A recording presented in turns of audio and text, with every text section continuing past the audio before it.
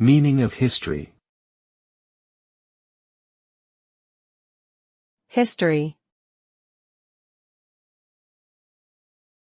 History.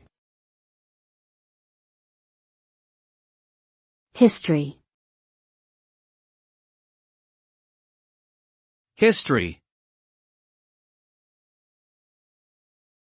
History refers to the study and interpretation of past events, societies, and cultures.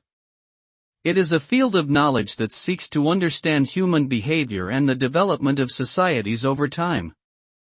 Through the study of history, we can learn from the successes and failures of our predecessors, gain insight into the origins of contemporary issues, and develop a deeper appreciation for the diversity and complexity of human experience.